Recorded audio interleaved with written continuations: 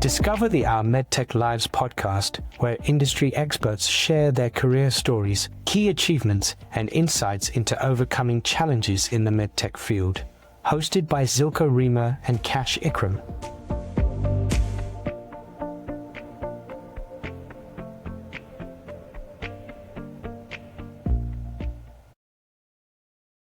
Hi everyone, and welcome to Our MedTech Lives. Today we have MedTech podcast royalty in Henry Norton. Henry Norton has spent a decade in recruitment.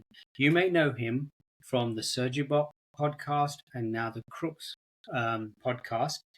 He is currently the CEO of specialist leading recruitment firm Crux, which specializes in medtech recruitment, helping to raise investment, do strategic alliances, and basically solve many challenges that could come up in the medtech space right now. So without further ado, welcome, Henry. Thank you so much, Kash. It's an absolute pleasure to be here. Yeah, it's a pleasure to have you. Thank you so much. Hi, Henry. Welcome. Before we talk about Crux, can you tell us a little bit about yourself, your early career, and why you choose recruiting as your business? Yeah, absolutely. So it's probably worth just kind of taking it back to kind of the family life, really. So my father, for as long as I can remember, has always been in the recruitment industry. He's had his own business and run his own business, first a company called TJ Recruitment, and now his latest recruitment business. And it's always been very local to the Lincolnshire area and not necessarily the kind of work that's similar to what we do. But that gave me an awareness of the recruitment industry and started to bring me towards it. So on a couple of summers, spent time doing sales for him, doing business development and just getting into the family business just around university and things. But where I really started to cut my teeth was in on a placement year at university. So started to work for a company called Charlton Morris. Mm-hmm. At the time, they were a really fast scaling search firm that had three main sectors: medical devices, life sciences, and also industrials. So you might see the link of why I ended up in this industry, but medical devices was the first market I was given. And within that, very specifically, the wound care and surgical markets. Did quite well on that placement year, won the top newcomer prize, but was also transferred to the oil and gas sector due to an internal restructure.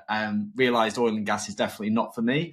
But anyway, medical devices is always where I just really enjoyed the industry. So spent time in medical devices, went back to university and got an offer from the same search firm to say, hey, we want to have you as doing this kind of graduate onboarding role in your final year of university. So bearing in mind, I'd done quite well for this company and earned quite a lot of money for myself personally for a student in Leeds at the time, which was very nice. They offered me a really low, basically an hourly rate of £8 an hour, which is below the minimum wage for now. Right. So being the recruiter and negotiator that they taught me to be, I counted and said, let's go with £12 an hour. Yeah. They came back with £8.50. And so that to me was just like, I'm kind of done with this. I really appreciate the year that we did together. And if you want to offer me a job afterwards, then we'll obviously consider it. But anyway, that kind of pissed me off a bit. And so I was like, hey, I've done this. And do I think I've relied on the brand for me to do this? Not really. So quite naively at the time, I would say, or boldly, people describe it as different things. I set up what at the time was called RW Search. And we've later rebranded to Crux. But effectively, I founded the business 7 years ago now. Since then, been an up and down journey. There's different parts we can dive into if you want to, but effectively the highlights are discovered surgical robotics partway through that and really found a home for ourselves. At the time, there was a couple of companies who had done bits in robotics, and there's people who were a bit more well known for robotics, but no one who had really carved it out as a specific sector. So at the time, I came across it through Intuitive Surgical. One of their VPs gave me an incredible role over in their corporate accounts team, and I will always thank the guy for that, Kyle Rice, who's in their corporate accounts team, for introducing me to robotics. And he's an American guy, and I'm not going to do an impression of him. But he said, you really need to know about robotics and you really need to understand where this is going, because it's absolutely the future. And it's not just what we've done as a big multinational company now.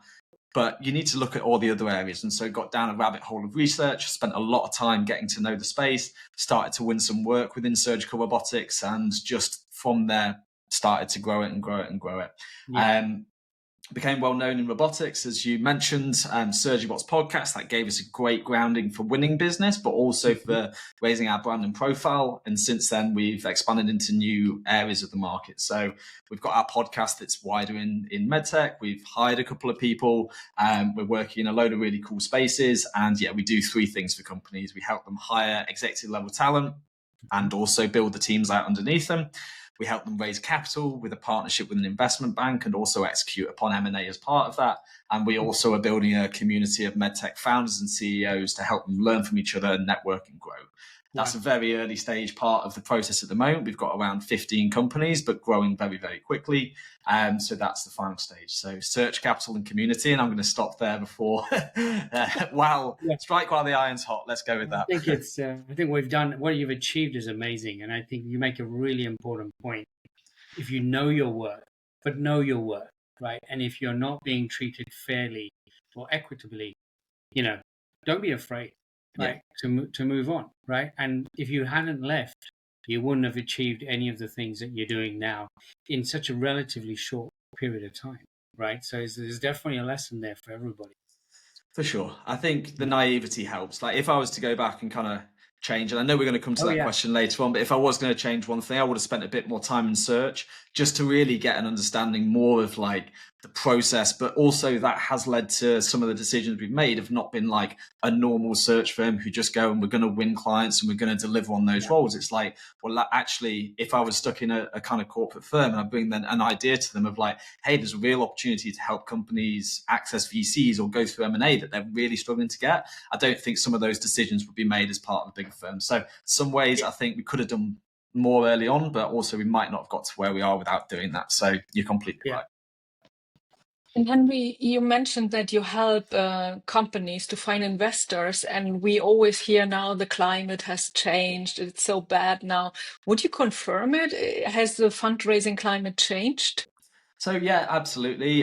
So the reason why we started helping companies raise investment is like through the podcast, we were having follow-up calls with everyone sharing the analytics, and they were like, "Hey, Henry, do you know any VCs?" And I'd be like, "Yeah, we know a couple of VCs." The chance that this specific VC is going to be interested in this specific company right now and actually want to put down the capital is so slim that we started to develop that capital raising piece. And that is very much a partnership. So I won't take any credit for helping raise the investment, apart from the fact we have a vessel and vehicles to help them do that. But yeah, I think it's the facts are that we're not in a great fundraising market right now. In 2022, 2021, coming out of that COVID, we had a real boom period. And what that caused is a lot of big inflated valuations and fundraising going into good companies, but also some pretty shitty companies as well. So what we've got is overinflated valuations. We've got investments into things where investors are going to get burned for some of the mistakes they made while everyone was getting FOMO and trying to jump into rounds where actually is it going to clinically help doctors and therefore build a business case around it? That is part of it. But what I'm seeing at the moment is there is signs that things are improving. There's been a couple of IPOs, which makes investors feel a little bit more like, oh, this is starting to get somewhere. We're starting to realize some capital, which means a bit more free-flowing capital in the public markets, means investment starts to go more into the private markets. So we had Organox exit as well. That's just happened this week, 1.5 billion to Terumo. That is going to cause people to be like, well, we are realizing exits, IPOs are on. Shall we start taking some more risk and start getting involved with some more companies? So I can confirm it is very tough. And a lot of the community guys, their main challenge is fundraising. But at the same time, I think we will start to see things ease up a little bit. And yeah, that's basically where we're at. Signs are there that things are improving, and I hope it does, because yeah, that makes our job easier as search firms as well. Yeah. What leadership qualities do you think medtech companies are prioritizing most today when they look for their executives compared to, pre-COVID, right? So the environment has changed so drastically. Okay, so I don't necessarily know that I've spotted a specific kind of change as a macro trend at all, because every situation and every company we go in to help is incredibly different. So a mandate we get from one company might be very specific on we need someone who's ready for that pace of AI change. And we need someone who's going to be very plastic and moldable and agile to get to this next environment. That might be a super early stage company. Or we need someone who's going to stabilize a declining business. And that is a very different mandate. So what I would say is, without answering the question directly, is it very much depends on the scenario. It depends on the company and what they need. I wouldn't say there's like a macro skill set of this was different before and is different now. But from my personal opinion, what comes next and the pace of technology that is coming over the horizon with AI coming into the space, if it's anything like what's happening in the tech world, we need leaders who are going to be very ready for that transition. And how can we make our workforces as efficient as possible? Although we haven't seen it too much at the minute, there is going to be AI that comes in and it will replace some certain different type of jobs. And we need to have leaders in place who are ready for that and not just looking back, but can adapt to that future workplace. So I totally agree with you. When it comes to the stage of selling a product already, so let's start commercializing the product, and you would hire a sales leader today or a marketing leader with all this robotics, AI. What is the trend today? Are you still looking into someone from the MedTech industry or from other industries? We have always been kind of in robotics, very much still from the medtech industry. We haven't done enough work in AI to really be asked for anything apart from someone within medtech. So no, I would say it's still medtech. Medtech still wants medtech. I think with AI, there is going to be some companies that will look outside of medtech. So the guy who we most recently had on our podcast, a guy called Adrian Mendez, he works for a company called Perimeter Medical Imaging AI. That's going to have a huge AI play. And so I'm bringing it away from commercial, but he's the CEO of that company. But he's been in the semiconductor industry and worked for a big company that develops chips for Crux, which is big chip manufacturer for AI applications. He's come and he's only done 2 years in medtech, but the reason for that is there's an incredible AI play. There's a big data set. There's a lot they can do with that data when they get it passed through clearances for margin assessment of tumors, but it's the business opportunity there. And it's going to be a very different company that is built there than, say, if we're looking at a scope manufacturer, for example, where you need to know the surgeons, you need to know the KOLs.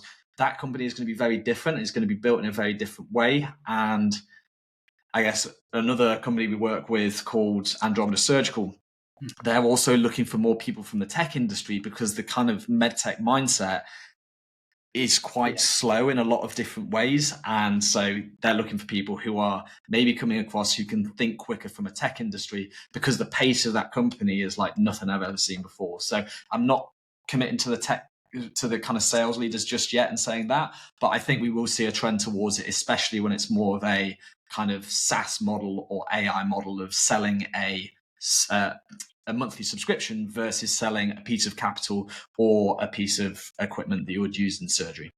Yeah, I think if anyone who's listening hasn't seen your SurgeryBot or Crux podcast, should definitely check it out where they find the podcast, because you got a huge volume of work and a lot of great information that people can tap into. But Henry, you and I were recently at the Surgical Robotics Society meeting in the middle of July in France. Not usually a calendar month where we go to congresses, but we were there. I saw there a fantastic presentation by one of the leaders of the BSI, the boards that help us get the FDA and MDR CE marks, right? And there's clearly been some challenges when it comes to that. How do you think the AI world will overcome some of these getting CE marks, MDR, FDA approval challenges? And does that also have an effect on the type of talent that companies are looking for? I think that's a very hard question for me to answer very well. And like looking at, so if we're to kind of break down, so the AI side first and how difficult that's going to be for companies, I really don't know about that. And I don't really have enough evidence to give a kind of straight answer for that. So unfortunately not. In terms of the talent, are you asking more for the changing regulatory environment, or are you asking for AI and I how? think with AI becoming, coming everywhere, if I say that, 10 years ago, we used to have dumb devices, right? They were devices that you pressed a button, it did something, right? But now we want devices that give you data, and not just give Yeah. you data, but are connected to something that processes that data and turns it into information. So that's a different group of people that you would be hiring, right? Yeah. As you start to build out that capability within your organization. But what we're also seeing with the introduction of the new MDR replacing the medical device directive, now we have medical device, what's it called? Regulatory, right? Regulation, yeah. It's made the whole process longer. There's more information that needs to be given. I think Mm-hmm. we're seeing companies saying, hey, it used to be much easier to launch our product in Europe, but actually now it's probably easier to launch our product in the US and get the FDA first, which means, those early stage employees that do that work are being employed now in the US rather than in Europe. Are you seeing a bit of that trend? That's definitely happening, but also Yeah. European guys want people who have that experience of FDA, but also within Europe and near the HQ and on the same time zone. So there is definitely a big trend going towards the US over Europe. That's kind of not a secret at all. It's very time consuming. It's difficult.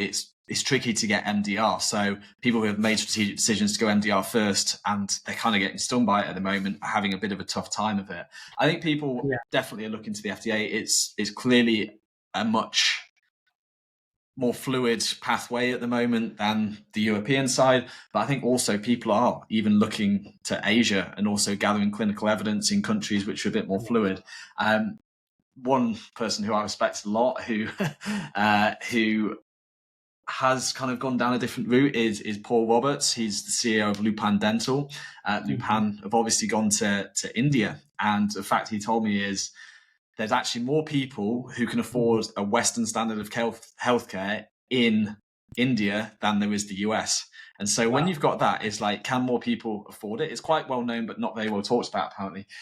When you start to think about that, it's like, well, can we go to India? It's a bit more like what MDR was. So it's still stringent. You've still got to go through quite a strong process, and you've still got to prove your device is safe.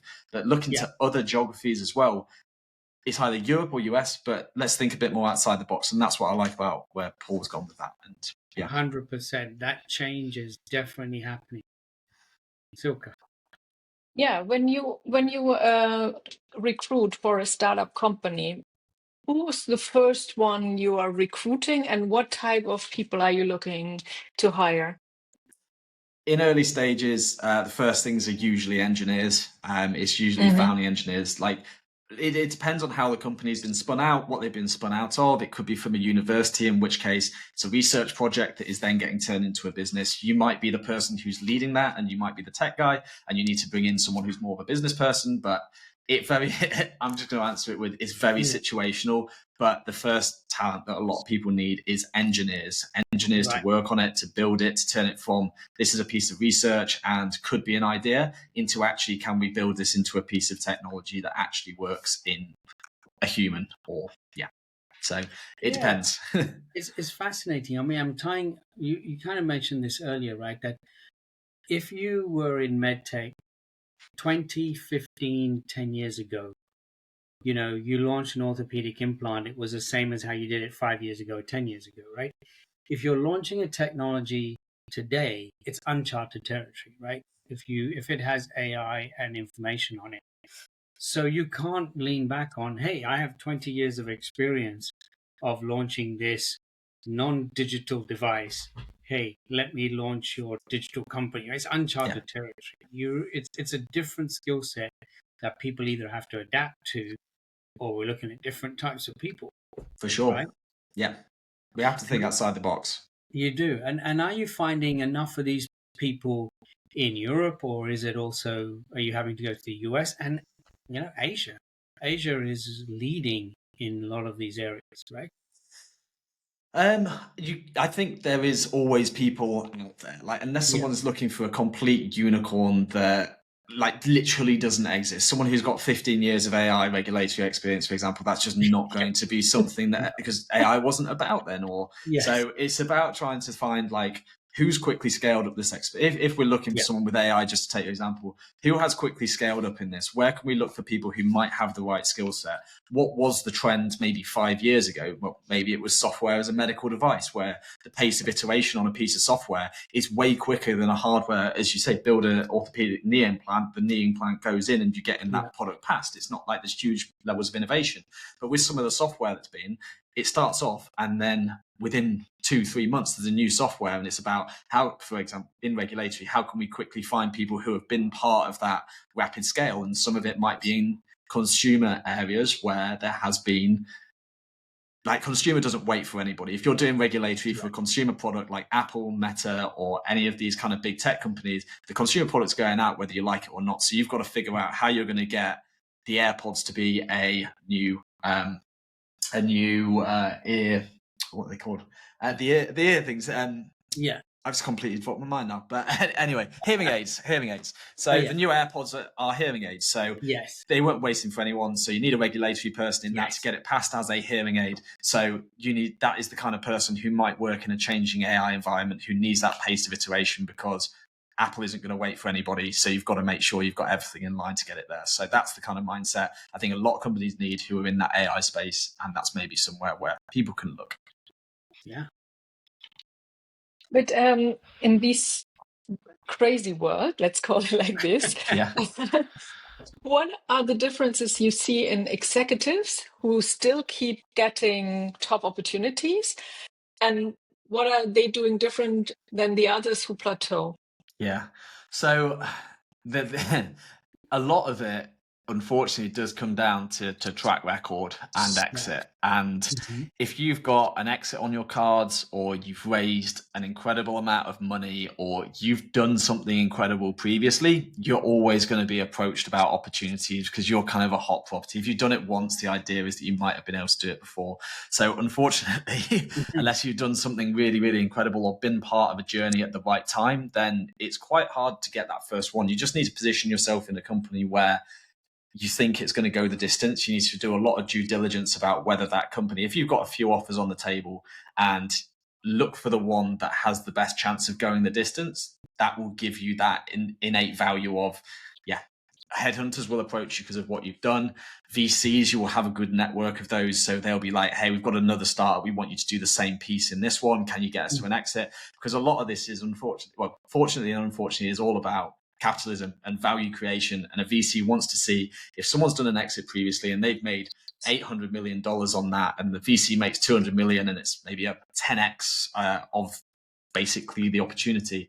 They want to see that again, and it de-risks that to have someone who's been there and done that before. So that is one where people keep on getting those same opportunities. It's just because you have a value from your track record and what you've done previously. So it's quite hard to get, but that's effectively why. Let's look lower down in the organization, right? Sure. As someone going into MedTech, you have a choice between the startups that we've been talking about, small and medium-sized companies that are fairly established and doing well, and the strategics, the corporate entities. What would you advise someone, right? How do they choose where they want to go, right? What are the different levers that they need to be looking at? So I think any person who's looking to get into medtech, first of all, great, because I think we need more hungry people getting into 100%. The medtech industry at the ground level and actually knowing about it as a career. Like, if I'd have known about medtech as a career, and also just a side point, in that interim period between starting the business and before, I was actually looking at careers in medical device sales. So quick interlude there. I think we need more people who have an awareness of this space at the ground level. So that's great. Yeah. In regards to startup, mid-size, multinational, I think all of them are great options, but you've really got to look internally at how you operate and how you want to operate. So in a startup, like, I think I would do quite well in a startup because I'm quite scrappy. I'm quite all over the place. I like to try and hyper focus on things, and like I don't mind pivoting very quickly. But if you're someone who needs structure, who needs to be told what to do, who needs to be ordered, then of course a multinational is going to be the right option for you. And I think at different times in life, people change what they necessarily need. And you do see like these people who are in serial startups, they get in at the ground level. You are going to scale much quicker in a startup in terms of responsibility if you go in and perform and you do well. But it also does come with a lot of risk. What is your personal tolerance to risk? If you are starting a young family and going into a startup and you're taking mainly equity, that's probably not the right time to jump feet first in. So anyway, so I think it very much depends on the person, and people need to look internally at themselves, introspectively, of like, what do I want to get out of this? Do I want to burn the candle at both ends and just learn so much, in which case go for a startup? If you want to go, hey, I want to get more money and that's the main thing and I want to work through and I'm bothered, but and people do work very hard in those companies as well. So it's nothing about work ethic. It's just you get a different output at the end of it, and it very much depends on the person. And I think, you've been in both, Cash, and I'm sure you have too. I 100% agree with what you. I think that's great advice, right? Set your risk profile. On the financial side, but I don't agree on the safety side anymore. Because I think when you see all the mass layoffs in big companies, I wouldn't say you are safe in a bigger company anymore. It was definitely not. this before, but I think it has changed. But what you do get is a well-defined job in a big company, and totally agree. And it's defined, and that you do that, right? What you don't get to do is do that today and do something completely different tomorrow, right? Anything from packaging boxes to putting a business plan together to going and pitching a client, right? You could do all of that 1 week in a startup, but in a corporate, you're going to be doing. And the other side of that is... You still have your warehouse trauma, Cash. I can't wait to get back to the warehouse. Pack those boxes. And also, so just to kind of go back to that point, Silke, so it is a very good point that there are mass layoffs in these bigger organizations, but when you actually break it down, it's only a tiny percentage of a big workforce that gets laid off, whereas so many startups fail, and it's a much higher percentage to where you might, if you've got to be in the right startup at the right time to get to a stage where you might get the same kind of financial compensation. If you're working for a J&J, for example, you could phone up Medtronic down the road, you could phone up, you could phone all these businesses up and say, hey, I've just been laid off from this opportunity. Let's have a conversation. And most of them you'll be able to kind of create some conversations for, and you might find a pocket of hiring. It's only when you get to the more senior level of this, where you get to like VP, where there's stagnation, where it becomes more challenging to get into those. But at the kind of ground level, if you're in a J&J, you can be applied as a sales rep. You could be applied in a million different ways in a Stryker, Medtronic, Boston. So yeah, it's kind of there. I kind of think there is still that safety blanket, but you are right. There is big layoffs and you aren't safe in any company. And that's what I say to executives when they are looking at it. It's like, well, I could have the security of that. And I'm like, well, actually, you're not necessarily secure in there. So go for the thing that you align with most. And if there is way too much risk for your risk profile, then absolutely take it off the table. But if you believe in the mission, you think it's going to go there, the funding's in the place, and it doesn't look like it's going to be too shaky, then look, there's no better time. Like, take the risk unless there's a reason why you can't personally, which would stop you. So anyway. Yeah, you could even be in a startup business in a big corporate, right? So I've done that a couple of times. So you have the safety of a large company that's pumping money into your new business, but you're acting very entrepreneurial and maybe as an offshoot to the main business, right? Yeah, for sure. Maybe a skunk works type environment. But once you have been in a startup company, I have experienced it myself, and you apply in a corporate environment, then the question is always like, do you think you still fit into it? So why do you think we are scaring these corporate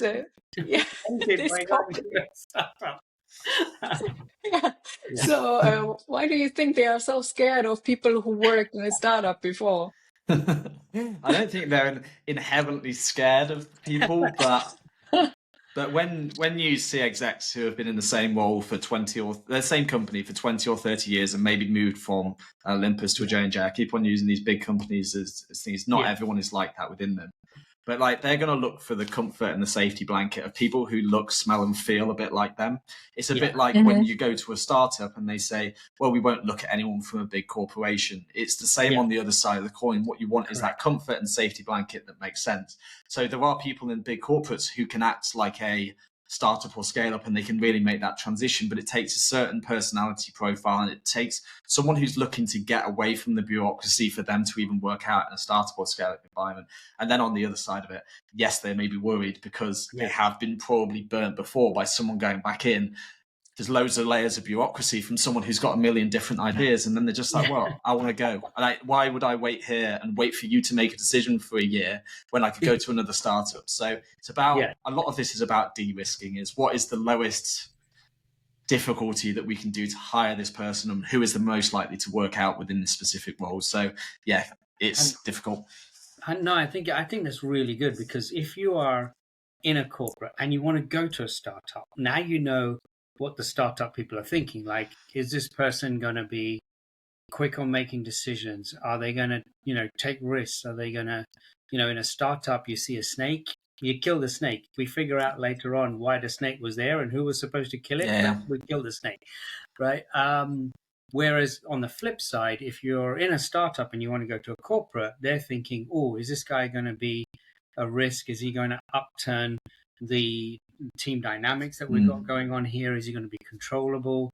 Is he going to get bored, or is she going to get bored after 6 months to a year because things are moving slowly, or things are she's too boxed in, right? So you need to think about what's in the mind of the person who's interviewing you, depending on which kind of company you're going to.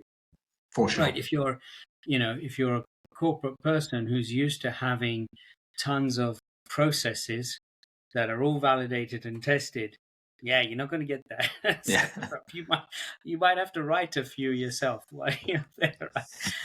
So exactly. So bring that mindset to the interview, understanding what the person across the table is thinking. I mean, I had this chicken and egg discussion in a job interview once. I remember a long time ago. Colgate was the company, right? Orthopedics. And the guy said to me, what skill sets do you have to grow the business from 1 million to 5 million? And I said, well, you need more skill sets to grow from 0 to 1 million. And he totally disagreed. So we were like exactly that situation. He was like, no, you need more skills to do that. And I'm like, no, it's harder to push a car from a standing stop than to change gear. Let us guess, you didn't get the job. I didn't get the job. He was a corporate guy and I was a startup guy, and we didn't see. And what probably didn't help was I parked in his car parking space. So that also didn't help. The interview was done from that moment when forward. his secretary came in and said, someone's parked their Ford Escort in your car parking space, and it turned out to be his. I figured that was not going to go well. But apart from parking, Henry, what would be your advice for an executive before going into a big interview, maybe for an interview for the next step? Yeah. So for my side, like I try and prep people as much as possible to give them the best opportunities. So based upon what I know about the client, what I know about the situation, what I know about the business, I try and give them the biggest picture as possible. But to be honest, the biggest piece of advice is just to be yourself. Like if you are trying to portray to be something you're not, even if you get the job, you get in the job and it's not going to be a great fit at all. And like, if you're going in there and you're like trying to impress the person or peacocking or over-egging things, it's going to get found out straight away. If you're not the right person for the job, so long as you've got everything and you take your best self to it and you feel like you've done the best version of yourself, if you don't get it, you've got to think it maybe wasn't the right job for me and therefore the next one will be. So that's the biggest piece of advice. Be yourself, prepare, know who you're talking to and just make sure you just be yourself and be transparent. Really difficult when you're not yourself and you say you can do things that maybe you haven't done before, or you exaggerate a bit, because when they do land and they turn up on the first day, that expectation of them is there, right? And I know when the expectation doesn't match the reality, I get really disappointed with people, right? Who at interviews say they can do X, Y, and Z, and then they don't. But to add to this point, I think at the moment the job market is different. So you have people on the market who would not have resigned. They were laid off, and they are quiet achievers. They have always been promoted within the company because they did a great job. And then you have these people who are used to self-promotion, right? And these people are competing now Right. in a job interview. I had this discussion recently with an HR person, and she gave me the chance to present on a real task. And she said, now I get what you're doing. But just from the first interview, I would have preferred someone else. Okay. So what would be your advice for these quiet achievers? Okay, so that's a very good question, and if I'm honest, I don't necessarily know. If you're working through a recruiter, it makes it a lot easier because you can ask them all the questions beforehand. You can really understand, obviously, if they're a good recruiter and they've taken a good job brief and they're an exclusive partner rather than just slinging CVs in there, but that's a different topic of discussion. But you've got an opportunity there to sit down with a recruiter and ask them loads of questions about the role. What's the hiring manager like? What's important to them? What problem are they trying to solve by hiring for this role? And therefore, you can understand about the role. And also, HR might not necessarily be the hiring manager. So you might be a quiet achiever who, when you speak to the hiring manager versus the HR, find it as a very different conversation completely, and someone might gatekeep something. But I think But you still need to manage the first step with HR before talking to the hiring manager. You do, absolutely. So, I mean, the things you can do is prepare massively and look at what is important to them on the job description, read through it. What are the highlighted key points on there? If they've written a good job description, of course, because they might not have written a very good one and just have something generic. But really just being curious about what's important for them in the role. Ask them lots of questions about what the position is, what's important to them as an HR manager that they get out of this conversation. Maybe even set the expectations up front and say, hey, really great to meet you. I'd love to find out what you're looking for so that I can tailor my answers better throughout this interview process and make sure that, coming onto it, you know as much as possible. It's very hard without information, but yeah. And you said maybe it's easier to work with a recruiter, but we had another interview and we said, how do you find your recruiter? And the answer was, the recruiter finds you, not you, the recruiter. So how do we find a recruiter who's willing to respond to our messages, to our calls, and to work with us? Yeah, so that's a very multi-layered kind of question, which there's a million different ways that I can kind of take that. So recruiters do find people, and that is kind of our job. Is the reason why someone might hire us is because they don't have the capability to find the person, they don't find the capacity to find the person, or they want the confidence that they're making the best hire out of the whole of the market. Now, I am very mandate-led in my approach, which means that a lot of companies, or all of the companies that we really work with, bar a couple of occasions, which we can dive into later. But we will take a retainer to actually do the search. And what that does is we are the exclusive partner to help find that person. And it means we can over prepare and we can make sure that everyone who we approach is the right person. And it means that we put all of our time and effort into the specific talent pool. And because we know so much about what we're searching for and the kinds of people and the kinds of profiles, that we're only going after people who on paper might be relevant. If it's a contingent recruitment where it's no win, no fee, this is where things become more challenging and you don't get that same level of service. Candidates get burnt because there's maybe 3 or 4 different recruiters reaching out to them. Their fastest finger on the trigger, they're incentivized to get the CV quicker than anyone else because no win, no fee. If I don't get that CV in before my mate down the road, that means that, they get paid for it and I don't. And so that doesn't promote a quality service. It promotes, can we fling as many CVs in there as quickly as possible so that we get the fee over everyone else? And so you don't get the quality of service. Unfortunately, what that also means is the candidates don't get the best service in the world at all. So you might speak to a recruiter for a session. They're like, hey, I'm going to submit your CV to a company. I'm not going to tell you who it is. I'm just going to send you CV. You fit up the brief perfectly. Well done. And then you never hear from them again. And unfortunately, they might have sent that CV. They might have slung it on a database. They might have decided whatever. So anyway, so that's to kind of... How do I know how the recruiter is working. You will not tell me. I mean, you told us now, yeah, I have a mandate and I'm always Yeah. working exclusively, but the ones who don't, they will not tell you that they don't.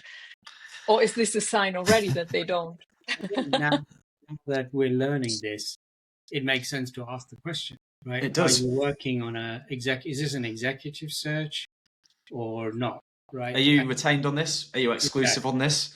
And then start asking I asked questions this about the question client. once, and in the afternoon, I got the exact same job description from another recruiter. I thought, like, Yeah. whoa, and both told me they are exclusive.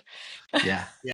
You need And to use Henry in future. do you know I what think- they might have been told? They might have been told that they're exclusive because a client might say, yeah, you can have it exclusively, but they're just trying to populate the CVs. And so you'll get more effort if you tell someone it's exclusive. She's like, oh, I'm the exclusive on this. I'm not competing Yes. against everyone else, so I'm going to put loads more effort in.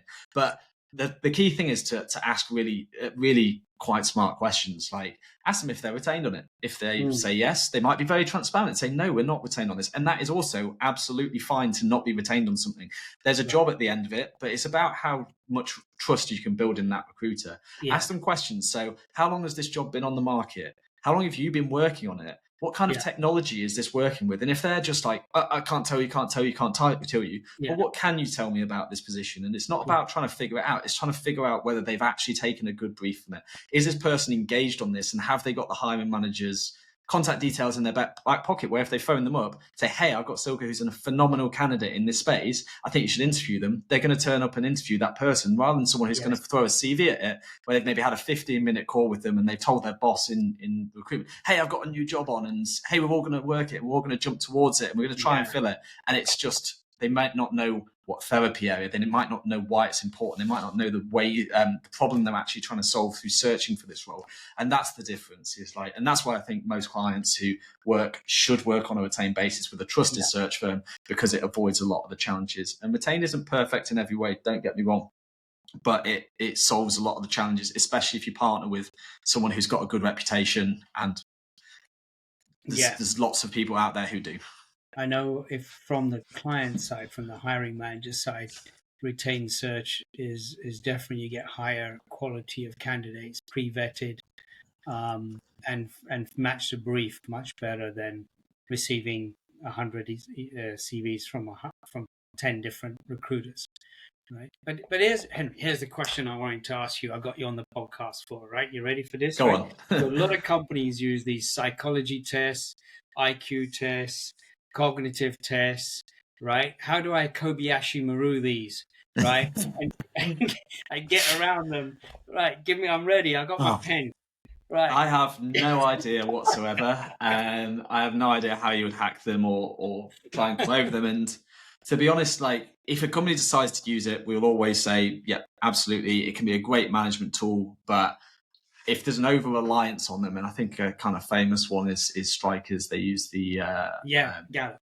The Gallup, and that can dictate whether someone gets a job or not. And I think depending on how you answer, like I if you want to use them, great, use them, but don't form your whole hiring process around a pass or fail on a test. Like there's way more to a person's profile and what someone has done than a yes or no on a test. So there's no way to Kobayashi them. Like you can also try and click around and it'll get found out very quickly. But yeah, I don't personally like them. I don't recommend them. Especially if you're going through a retained search, because we do there's a few things we do around back channel references that give you a much better idea than what someone's developed in. Yeah. Anyway, I don't like them. That would be my question about references, because I discussed it with someone lately. They always said but you would never give a name of someone who would not highly recommend you, or the reference. You recommended me, or what? I think I've done a reference for you a couple of times, and I didn't get the job. That's why. I never got the money. I'm still waiting for the check. No, but I mean, for instance, someone asked me and I said, I don't feel comfortable being your reference. Yeah. So I thought, what is the value of references? I mean, I anyway only talk for someone or recommend someone I'm convinced of. Yeah. So what I would say is that when we're doing a retained search, we try and take as many kind of back channel references as possible. We try and understand who might have worked with that one previously and ask them questions which are purposefully open about what that person might have achieved. Now, if you ask yes or no questions, would you recommend this person to the reference? Yes, I would. But you don't know how valid that reference is. And I do think references can be very challenging, that you can't give a bad reference. People still do, don't get me wrong. We phone people up and they say, no, don't bother with that. And it's happened before. But at the same time, I think the back channel, really knowing a market and being so deep in a market where you know the reputations of the people within it, and also asking who you would recommend. So if you go to a VP of sales and you're like, hey, we're looking at a Western director, you've maybe left that company now, but that company, Medtronic, let's just go real deep dive, pelvic health team, a VP, if we phone that person who's in pelvic health and we say, we're looking for a Western director, who in your team would stand out? Right, okay, they give 3 names and your person's not on the list. Say, did you ever work with this person? Wondered if you'd ever worked with this person, and say, actually, would you recommend them? Actually, they would be a really good person to work for you. Or say, oh, no, we got rid of them because of X, Y, Z. And then suddenly you know about that. So it's maybe not the most, it's like back channel. It's not the reference that someone has given, but we try and figure out who might have worked with that person. Of course, not sharing details of they're looking for a role, or it wouldn't be directly with their current managers. That's absolutely not what we do. Keep it very confidential, but we try and figure out, whether someone is telling the truth or not. And we've helped clients, and I've phoned Cash before to ask, and we've saved a couple of clients from that. Like, this is the purpose of us being so deep in the industry. Exactly, and you shouldn't really use it just as a tick box exercise that some people do. And going back to the analytics, also, I think what those companies, some people are very analytical, and then they want the analytics, right? They want to see what somebody's scores are compared to somebody else. That just suits their personality, right? So I mean, don't do what I did once, with leave it to the last hour. But I had this online tool that I could do it for, because you don't need the additional stress. Take your time, answer it honestly. And for those who don't know what the Kobayashi Maru is, you need to Google Star Trek Kobayashi Maru. We're not going to tell you what it is here, but it's fascinating. Good. What other pieces of advice do you give candidates that are going for their interview? How do you prep them? What is the nuggets that you give them? So I try and prep them on a few different things. So mainly it's around the specifics of this position. If you're going for an interview, there's a very specific reason, or there's a specific number of reasons why you're going forward for that interview. So we run over, so what's important to this position? What are the key competencies from both a behavioral and a functional perspective? They're looking for strategic management in this. They're looking for P&L leadership. They're looking for this. And so we go, right, let's go in there with examples of each of those and how you've demonstrated those. A way to answer that question is using STAR: situation, task, action, result. If you tell them the situation, what the task was, what action you took based upon the task, and the result of that, that's a very compelling story to not just say, I built a P&L from 200 million to 300 million. Okay, but actually, how did you do that? What did you do? What action did you take? And what was the result? It's a much better way of answering that question. And so really prep them on specifically this position, what's important, but also what's important from a personality perspective. The hiring manager you're going to meet is going to be like this. This is the kind of profile they are. They're really friendly. They're really open. They're serious. They're professional. What is it about that person? So we try and give them as much as possible. I am talking about a lot of what we can do, which might not be helpful for people who are just going blind into an interview, I do realize. But if that's the case and you're going in blind, and I was telling a friend, for example, where I've got no influence in the process, it'd be do research. Speak to people who maybe even reach out to people who work there, maybe reach out to people who used to work there. Try and understand everything you can about the company and the environment and what's going to be important to them. If they've got podcasts, go and listen to a podcast with the CEO. How did they come across? How did they speak? Talk about points of reference. Just do as much preparation as possible. You can't under-prepare. So find out as much as possible and answer it in a very clear way that tells a data-led story. Exactly. A lot of people will ask you, how you do something or how you would react in such a situation. Always have in the back of your mind an example you can go to in the past where you did that, right? Definitely. Maybe you were working in the OR and a stressful situation occurred, right? They will ask you, how do you solve that problem? And you may know the theory, but it's really good to have an example of how you did that in the past as well. So that's great prep that you could have, right? Yeah. Talking about your success, Henry, in your company, what was the most rewarding placement you have ever made? And on the other side, if you want to share, was there a candidate who looked perfect on paper to you but failed completely in the interview process? Present company excluded. Present company excluded. Did you place cash? No, I didn't place cash. I've had cash interviews somewhere before. Yeah. So I'd say the most rewarding one, there was a company who we were helping find a very senior regulatory and quality position, and we got someone down to an offer, and they had an offer on the table from a company. And unfortunately, that company went bankrupt. So all ready to accept, everything was looking good, and the company goes bankrupt, and overnight, suddenly, this person is left without a job. And so they're like, Henry, what do I do? I'd put all the eggs in this basket, and now they were out of work at the time. So I was like, okay, cool. What can we do about this? Posted on LinkedIn and was like, look, let's try and help you out as much as possible. I'll have conversations, see if anyone needs this. But did a post on LinkedIn, and quite a forward-thinking CEO of a company said, hey, really interested in this. They'd also just retained us on a role for a similar sort of thing at the time. But he was like, I'm reaching out. I'd love to have a conversation with that person. They sound spot on. So anyway, took them through the process, and within about 3 weeks, I think we secured a new position. So instead of turning it from this person who was going to be out of work, who had people relying on them back at home, we got them a new position, and that was really cool. So that's Amazing. Probably the most rewarding one. That'd be the most rewarding.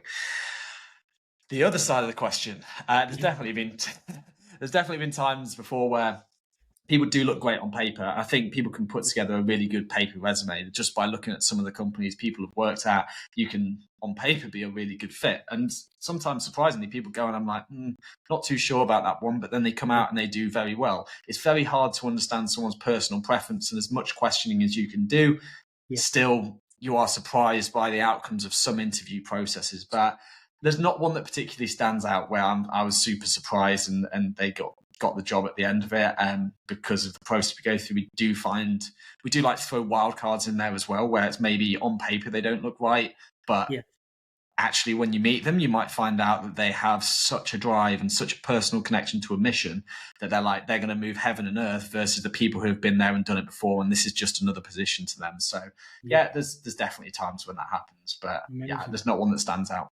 Yeah. So one thing I'm very jealous about with you, Henry, is that you get to see and touch and hear about such new cutting edge technology. It's not a lot of the stuff you're presenting on your podcast as well. I think it's amazing. Can you give us a couple of technologies that are coming that you're super excited about? So one company that I love is a company called Robote. They're a Paris-based startup, and they are producing micro robots the size of a grain of rice that will go into the brain and deliver targeted therapies. So for me, I had the founder on the podcast, and that's where I first met him. We're doing a bit of work with them at the moment. But it was just absolutely fascinating seeing Bertrand's story. And honestly, if people could listen to that podcast, but also I'm going to tell it in a short story here, but definitely go towards that company. But effectively, it's quite a kind of sad story around why he started the company, which won't go into too many details. But effectively, he's a roboticist who did some really cool things with the pyramids, where he built robots that would go inside pyramid chambers and map it all out. And effectively, it was quite a cool idea. And so because of something that happened in his personal life, quite an aggressive form of cancer, he thought, well, if we were to apply a similar principle from the pyramids into the brain, where glioblastoma has a really difficult small outcome rate, where it's very difficult to treat because it's so deep, how would we solve that problem if we had limitless kind of technology? And so the idea was micro robots could go in the brain, deliver the targeted therapy, and then come back out again. And so they're building Robote. It's building it for an indication. I'm not sure how much I can share on that, but it's micro robots that go into the brain. I think that is absolutely awesome, because that's so different to the devices that I've seen, touched, or felt before. And also, when I meet them, they pull it out of their pocket and it's in a tiny little case, and you see this little robot, and it's like, how how on earth? So yeah. Well, that's what I need next time. Small. That's nice for the salespeople, comes right? in a truck. Yeah. So Excellent. I need something small that yeah, fits in my pocket. Okay, exactly. cool. And anything else?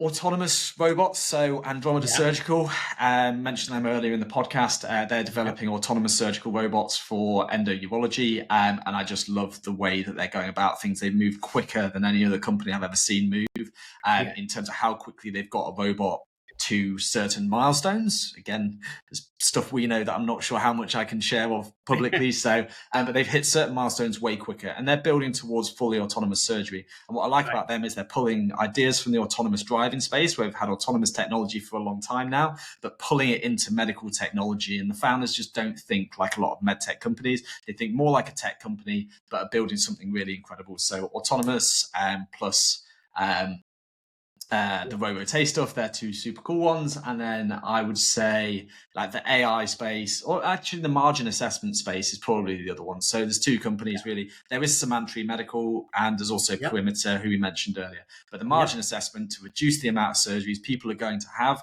I think that's super cool as well. And that goes very nicely with robotics. So there we go. There's three. I think the lesson there is work with a recruiter who is really knowledgeable about the company and the business and the technology that they're coming, not just someone who's passing the ball from one to the other, right? Amazing. There you go. There you go. Stick that on an advert. Yeah, exactly. So this has been fascinating. Silke. Did you ask all the questions? Should we come to the final one? I did. I didn't get an answer. I think we need another episode, honestly. But I'll keep pushing Henry in over the weeks and months at the next Congress where we meet. Absolutely. All right. Then we come to our final question.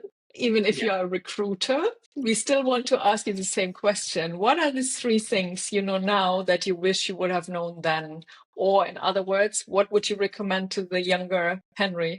Okay, so there's lots I'd recommend, not necessarily all of it to do with business. Lots recommend not doing.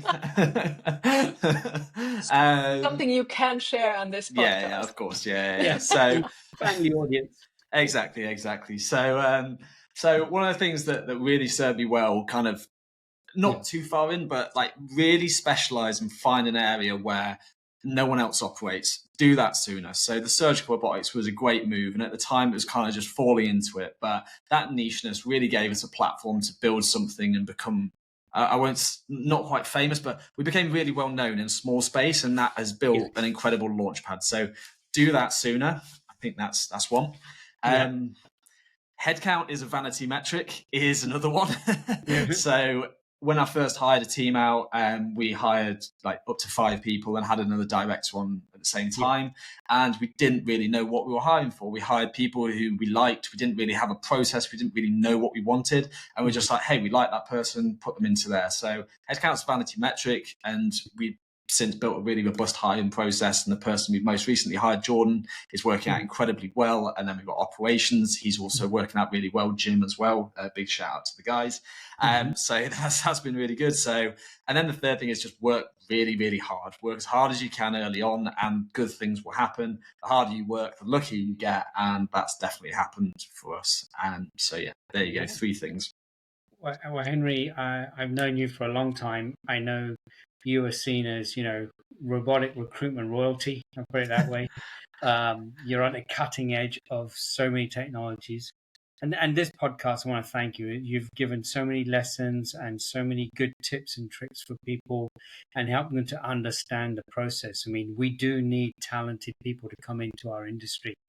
And working with talented people like yourself is the way to get into the industry and ultimately help hundreds and thousands of patients. So thank you very much. No, thank you very much. It does feel weird to sit on the other side of the camera and be under the spotlight. But no, thank you so much for the opportunity, guys. It's been a pleasure to share what I know. And if you want me back, I'd love to do it. Yeah, and I got to tell you, your podcast was an inspiration to this podcast as well. So keep doing what you do. Thanks, buddy. Appreciate it. Thank you, Henry.